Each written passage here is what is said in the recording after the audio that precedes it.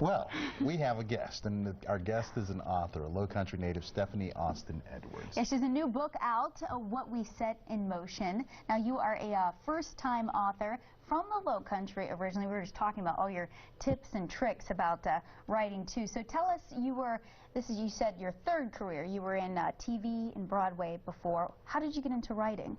Well, actually, I started writing back when I was in high school. So I was in the literary magazine, and I was assistant editor of the paper, and in fact, Pat Conroy and I were in the literary magazine together way back when. So I've always had that part of me, but I started off as a dancer, and I had a theater career. Then when I moved back to Beaufort, I ended up doing nonprofit work, but I did grant writing at the same time. So that's the technical side. Kept those skills sharp.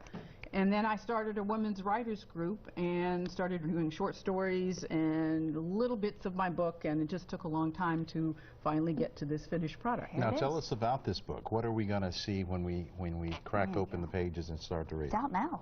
It is out now. This is the story, it's a journey story of a young woman who at the end of college has come to a crossroads in her life.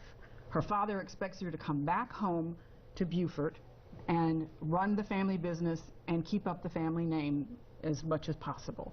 And she, having had her eyes wide open at college and had her horizons expanded, she wants to go to New York City. And it's just at a huge conflict. So what she does in trying to pursue her own life and dreams is that you learn what she achieves, all the successes and the losses along the way at the same time. Did you pull from your own experiences? That's what I was going to ask. Any reality in this fiction? Like it. Well, it isn't my story, but as all authors do, they write what they know. And so I've taken a lot of stories from around me over the 22 years I was in theater, and I pulled them together, and then my muse came in and brought in other characters and other storylines until we got to the finish. Yeah, I see in some of your information here, your resume, you've done lots of things, including Broadway, and you've worked on The Cosby Show. Tell us about that. Oh, that was an absolutely wonderful experience. It went on for many more years than I worked on it, and I think I remember most of all is the sweaters.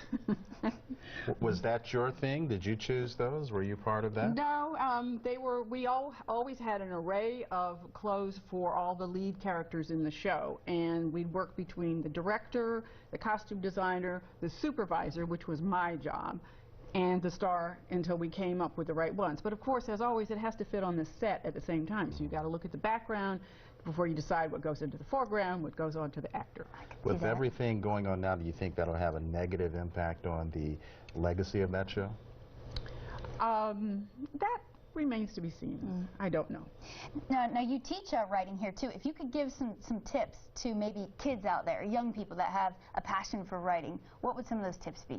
Well, two things come to mind first, which is to do it as disciplined as you can. If it's every day, find a time during the day where you're going to do it, sit down and do it, get it into your computer, and be organized of where all your files are. I can't tell you how many people come to me, and I've been doing computers since, I won't tell you how long, but I've been doing computers a very long time, and if you aren't organized, you lose it, you don't know where your last version of it was, you get lost, and you start all over again. Archimologist, he's a writer too. Well, there you go. Well, there is the book again, and it is available now in stores. You can get it in stores and online. And Amazon.com.